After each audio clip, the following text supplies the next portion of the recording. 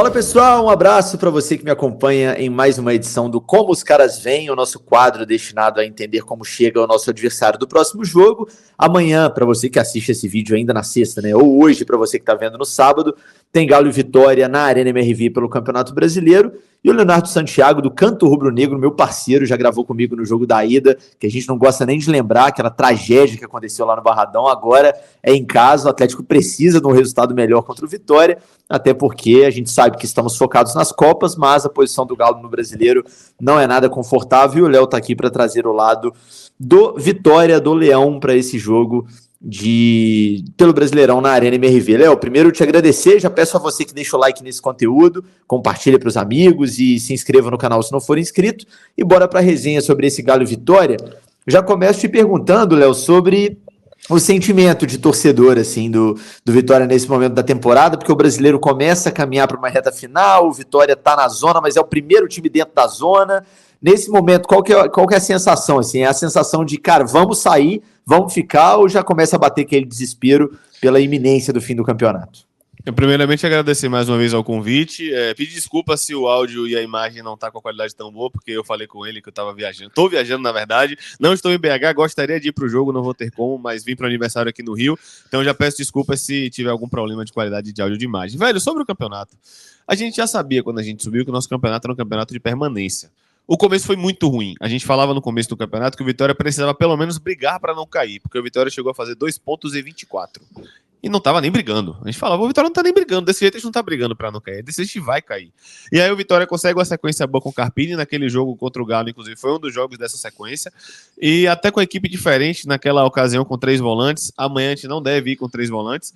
Porém, o sentimento é o mesmo. É um sentimento que é possível dar, mas vai ser difícil, vai ser complicado. As equipes, como o Fluminense, por exemplo, vão ganhar jogos que muitos talvez não considerem jogos que deveriam ser ganháveis, como foi o próprio Cruzeiro ontem. Mas, de um modo geral, é aquele sentimento. A gente pegou o Inter e agora vai pegar o Galo fora. São 2 jogos seguidos fora. Vai tentar pontuar. É claro, é bem verdade que o Galo, caso não venha 100%, a gente fica com um pouco mais de esperança, como foi no próprio primeiro turno, que o Galo não foi completo, foi sem Hulk, foi sem Paulinho, e isso acabou fazendo com que a gente tivesse um pouco mais de confiança, mas mesmo assim é o Galo na Arena MRV, e mesmo que o empate, já adianto, mesmo que o empate, o eventual empate, nos mantenha na zona, eu não jogo fora, porque o campeonato, o que importa é na 38ª. Então, se a gente conseguir achar ponto contra o Galo amanhã, no sábado, né, porque a gente está gravando isso, então depende de quando a galera vai assistir. Mas o importante é pontuar. O importante é achar um pontinho fora, e aí o Vitória vem depois para 2 jogos seguidos em casa, que são 2 confrontos. Na verdade, depois do Galo, até curiosidade, os próximos 5 jogos do Vitória são confrontos diretos. Depois do Galo, o Vitória pega o RB no Barradão, que hoje é confronto direto. Pega o Fluminense no Barradão, que hoje é confronto direto. Sai para pegar o Atlético Paranaense, que tem 31, Vitória tem 28. Hoje é confronto direto. Pega o Criciúma fora, que é confronto direto. E pega o Corinthians no Barradão, que é confronto direto. Então, é o que eu falo sobre esse jogo de sábado. É pontuar. Se achar um pontinho contra o Galo, aí a gente tem essa sequência de 5 jogos aí. Não diria para definir nossa vida, mas para ter muita noção do que pode acontecer com a nossa vida. Basicamente são 5 jogos que vão definir aí grande parte do Campeonato Brasileiro do Vitória. O Galo também tem nesse mês de outubro a definição, no caso das Copas, né, a disputa das semifinais contra o Vasco, que a gente já começou na Copa do Brasil, o jogo da volta no dia 19, contra o River, os 2 jogos ainda em outubro. Então vai ser uma reta final de mês aí decisiva, segunda quinzena de outubro decisiva para Galo e para Vitória. Léo, eu não queria trazer esse assunto aqui pensando na minha audiência atleticana no jogo do primeiro turno, mas não tem como não perguntar, assim, o que mudou do Vitória de lá para cá? E a gente vai entrar ainda em escalação, né? Nem é questão da formação do time, mas em questão de postura, nesse momento você olha para o time do Vitória com mais empolgação e confiança ou menos do que aquela fase do Campeonato Brasileiro quando o Vitória ganhou de 4-2 do Galo lá no Barradão? É interessante porque esse 4-2 acabou sacramentando uma sequência de 4 jogos do Vitória sem perder. O Vitória havia empatado com o Cuiabá e Juventude fora, pegou o Inter, ganhou, pegou o Galo, ganhou. E foi a melhor sequência do Vitória no campeonato. Depois dali, o Vitória não conseguiu em momento nenhum passar 3 jogos sem perder. Não conseguiu ganhar uma, empatar duas, ganhar duas, empatar uma, não conseguiu. Vitória ganhava duas, ou ganhava uma, empatava outra e perdia na sequência. Então aquele foi talvez o melhor recorte do Vitória na competição. Porém hoje, além do fato do Vitória ter saído dos 3 volantes, então as dinâmicas ofensivas e defensivas mudaram, apesar do Vitória ter um jogo muito claro de triangulação pelo lado, um jogo muito claro de tentar explorar uma bola parada com o próprio Lucas Esteves, que vem bem, o próprio Mateuzinho. As dinâmicas de jogo são claras, mas o Vitória mudou, principalmente saindo dos 3 volantes. Amanhã a gente deve jogar com os 2 volantes e Mateuzinho, então algumas dinâmicas defensivas devem mudar, o que me deixa curioso, porque o Galo é uma equipe, a equipe de Milito é uma equipe que busca muita inversão de corredor, o Galo é uma equipe que vira muito jogo muito rápido, consegue fazer esse balanço, consegue encontrar espaço, e com 3 volantes a gente teve uma certa dificuldade no Barradão no primeiro tempo, e no segundo conseguiu ajustar um pouco, mas agora com esses 2 volantes, com 2 linhas de 4, ao invés de um 4-5-1, cara, como a gente marcava com os 3 volantes, a tendência é que o Galo tenha mais amplitude para jogar. Então eu tô curioso para ver como vai ser o Vitória amanhã. Contra o Inter, o Vitória não fez um jogo ruim, é bom que se diga, mas esbarrou nas próprias limitações mais uma vez. O Vitória comete muitos erros grandes ao longo do campeonato, um pênalti completamente imbecil. Foi só mais um erro dos vários erros do Vitória no campeonato. Faz o 2-1, poderia ter empatado e aí no contexto toma o terceiro. Não foi um jogo ruim, mas a gente chega num momento, faltando 10 rodadas, que o torcedor do Vitória não tá se importando se o jogo vai ser bom em desempenho, se vai ser ruim em desempenho. Faltam 10, a gente tem que fazer 42. Então, jogando bem ou jogando mal, tem que pontuar. O que muda do Vitória de lá para cá, aí eu posso dizer que é uma Vitória mais maduro. É uma Vitória que, quando precisa esfriar o jogo, esfria. Em muitos momentos do campeonato, com Vitória ganhando, às vezes a equipe tinha aquela necessidade de sair para velocidade, para transição, para matar. E isso a gente pecou e errou muito ao longo do campeonato com isso. Agora não. Agora é a equipe que quando tem que cair, cai. Quando tem que esfriar, esfria. Quando tem que segurar um pouco mais, segura. É a equipe mais cascuda, isso com certeza. Mas não deixa de ser um jogo difícil.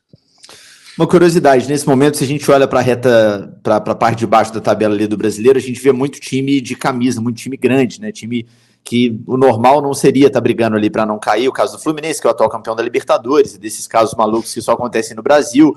Corinthians está por ali, é semifinalista da Copa do Brasil. O Grêmio também não se livrou totalmente. O Atlético Paranaense tem jogos a menos, exemplo do Galo, mas também está no bolo ali. Você, como torcedor do Vitória, assim, olhando para esses times que estão ali na briga junto com o Vitória, dá uma certa confiança a mais, porque time grande, quando entra num espiral de briga por rebaixamento, às vezes se complica, né? Porque a pressão é muito maior, não é um time que, como o Vitória entrou no campeonato para se manter, né? As pretensões eram maiores, ou dá aquela sensação contrária de, cara, esses caras em algum momento vão encaixar uma sequência de vitórias e vão conseguir sair. Isso divide a torcida. Eu falo por mim. Eu nunca olhei de fato o campeonato, não só essa série A, acho que nos últimos 10 anos. Eu nunca parei para olhar a camisa e sim um desempenho. Desempenho por desempenho, o Grêmio com o Jeromel, com o Kahneman, com o Douglas Costa não deveria cair. O Cruzeiro, na época que caiu, tinha um time bom, não era um timaço, mas não deveria cair, caiu. Então a gente tem muitos exemplos de que, por mais que muitas vezes tenha a camisa e no papel até tenha um elenco que de fato ajuda, você acaba sendo rebaixado. Eu acredito, e aí eu já falei isso há muito tempo, que o Juventude para mim ainda vai voltar pro bolo. O RB Bragantino, para mim, está no bolo. Dos de baixo, eu tenho minhas dúvidas sobre o Corinthians pelo desempenho que vem jogando. O Corinthians vem jogando bem na Sul-Americana, jogando bem na Copa do Brasil, apesar de ter sido amassado agora no primeiro jogo, é uma disparidade natural. Mas isso divide muito, essa pergunta divide muito a torcida do Vitória. Tem uma galera que pensa na minha linha, fala, camisa por camisa não dá resultado nenhum. Eu quero ver no campo, se está desempenhando, como é que está desempenhando, como é que não está. Porém, tem aquela galera mais desconfiada que fala que nada. O Fluminense não vai ficar ali, o Grêmio não vai ficar ali, o Corinthians não vai ficar ali. E assim, a tendência maior, acho que a maioria pode pensar dessa forma. Só que nessa de fulano não vai ficar ali, todo ano cai um grande. Então eu prefiro olhar o desempenho. No desempenho é o que eu falo. Na bola jogada hoje, o Vitória tem um desempenho. O que é que eu falo de desempenho? Organização. O que fazer com o bloco alto, com o bloco baixo, com o bloco médio, ideia de jogo. O Vitória está entre os 4 piores? Não. Mas o Vitória está entre os 4 piores em que mais erraram no campeonato individualmente. E é esse o grande debate que eu trouxe essa semana para a torcida. O que é que vai sustentar a gente? Vai ser um desempenho bom o suficiente para mascarar eventuais erros individuais? Ou a gente tem que estancar os erros individuais? A gente está na rodada 29. Será que vai estancar? Então essa é a grande dúvida, porque de bola jogada, o Vitória hoje não está entre os 4 piores, eu falo isso tranquilamente. Mas só isso não é suficiente, porque você pode, 80% do tempo, por bola jogada ser melhor do que o adversário na maioria das vezes, aí você erra uma bola. Um erro individual besta de um zagueiro, um pênalti imbecil, como foi cometido no Beira-Rio, e aí joga tudo por água abaixo. Sem dúvida. O mágico do futebol é isso, né? Nem sempre o time organizado vai ganhar o jogo. Um lancezinho, você joga um trabalho de uma semana inteira, às vezes de um ano inteiro, pelo ralo. Agora sim, falando do factual do jogo, como que chega esse Vitória para esse jogo na Arena? Tem desfalques? Não tem? Como é que a gente traça um time provável para o jogo deste sábado?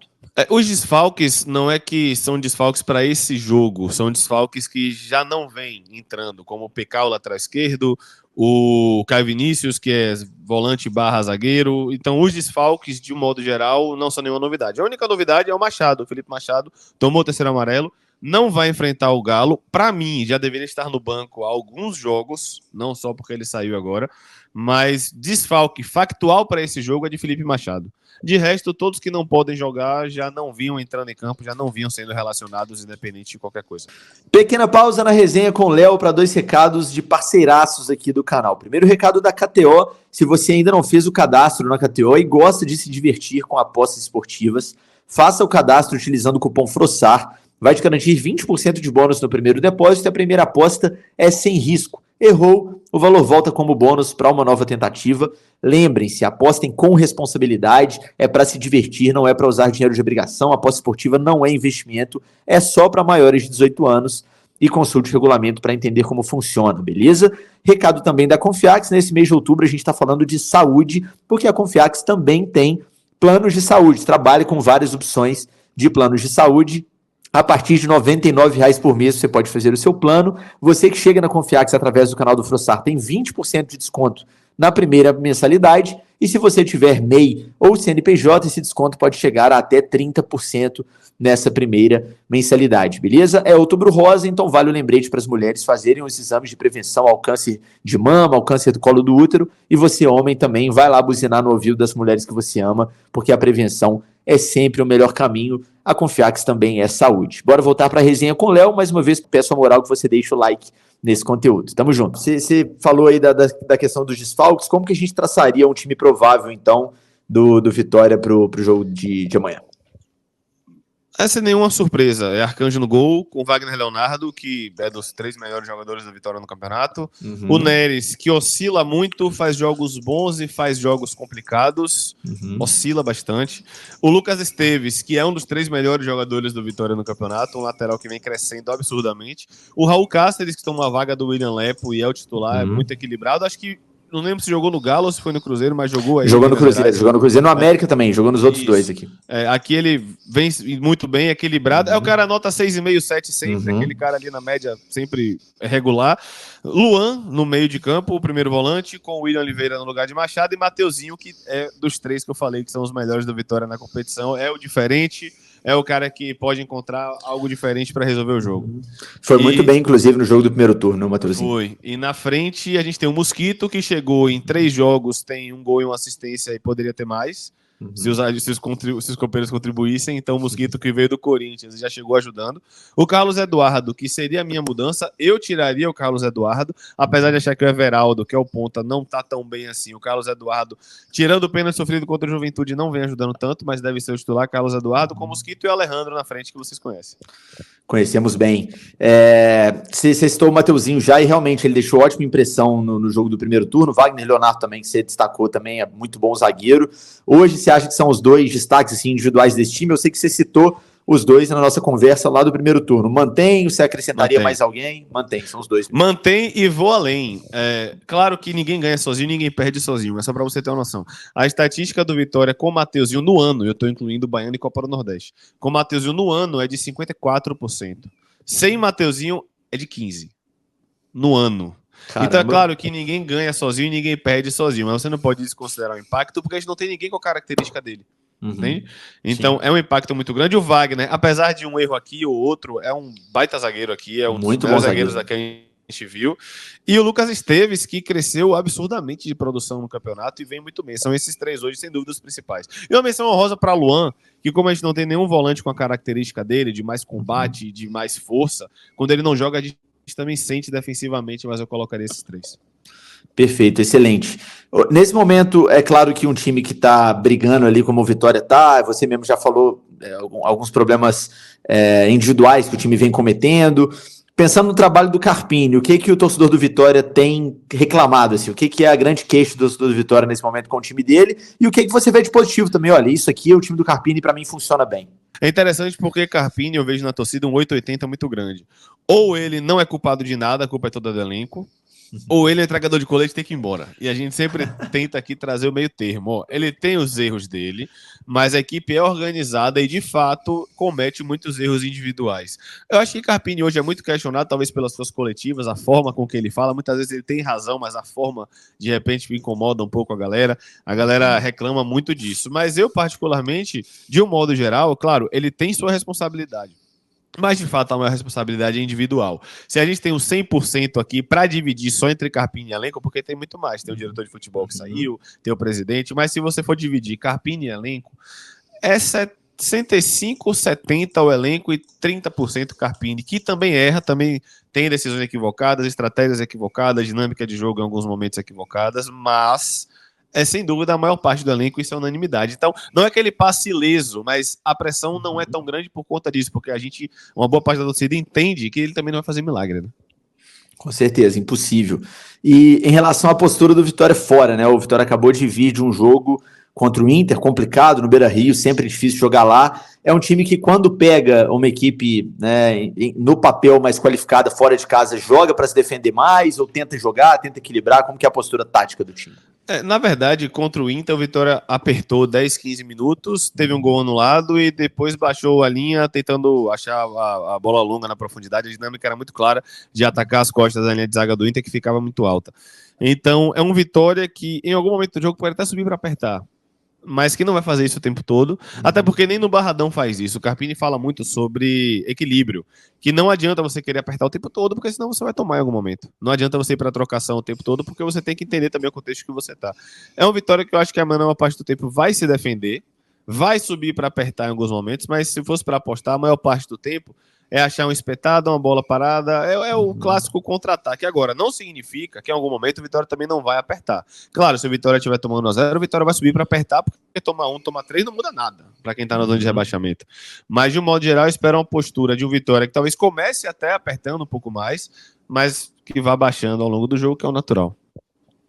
Perfeito. Para a gente fechar, momento placar apoio mineiro, agradecendo aqui ao apoio nosso parceiraço nos conteúdos pré e pós-jogo aqui no canal, que é o momento dos palpites, né? Então, um palpite para o jogo, placar, e se o seu placar tiver, estou imaginando que você vai arriscar o empate, mas vamos ver se eu estou certo. Mas se o seu placar tiver gol do Vitória, porque o empate pode ser de 0-0, deixe também o palpite quem que vai marcar.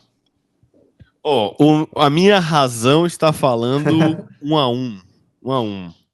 O meu lado torcedor está falando uma loucura, 3-2, um jogo louco. Jogo maluco. 1-1 tem gol de Mateuzinho. O 3-2 tem gol de Hulk, que vai ser a lei do ex, que ele é revelado aqui. Vai ter gol de Mateuzinho, como eu falei. De Carlos Eduardo, porque todo mundo reclamou. E ele vai fazer o gol, porque todo mundo reclamou. E o gol de um zagueiro de bola parada pode ser Wagner Leonardo. Perfeito, excelente. Está registrado aí o placar do Léo. Eu vou de 2-0 Galo. 2-0 Galo. Deixa eu pensar gols de quem aqui. Scarpa e Hulk. Acho que o Hulk pode ter, se não 90 minutos, alguns minutos aí nesse jogo contra o Vitória. Scarpa e Hulk é o meu palpite para esse jogo. Tá registrado então o nosso placar apoio mineiro. Tamo junto. Léo, obrigado demais. Ótimo papo como sempre. Fique à vontade aí para as considerações finais. Se quiser divulgar aí o seu trabalho, o canal também fica à vontade. E sempre que precisar de qualquer coisa de Galo, estamos aí. Obrigado mais uma vez pelo convite, obrigado a você que assistiu. Eu queria estar na Arena MRV, mas como eu falei, como eu tive esse aniversário, eu tive de organizar algumas coisas. Mas espero não cair para no ano que vem, de fato, conhecer a Arena MRV. É o primeiro jogo do Vitória na história na Arena MRV.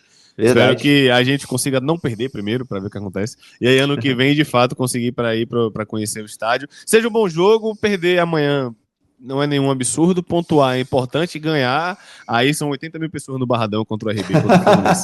Para quem quiser acompanhar o Vitória, Canto Rubro Negro aqui no YouTube, a gente está perto de bater 78 mil, quase 80, conto com vocês, tá? Tamo junto, obrigado, meu irmão, mais uma vez. Tamo junto, máximo sucesso ao Canto Rubro Negro, se inscreva lá, pessoal, o canal dos caras é muito massa. Tamo junto, grande abraço e até o próximo vídeo.